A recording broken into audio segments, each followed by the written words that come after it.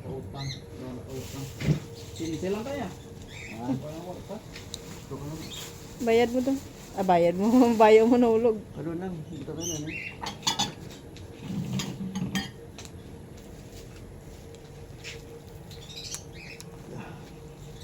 Kapag pala, amo ko ang bakal bugas. Ang manaw. Ang share sa bugas sa kurente. Kaya kung mga gabayad. 40 yun. 40 pati na dugpod. Damo mo na dugpod.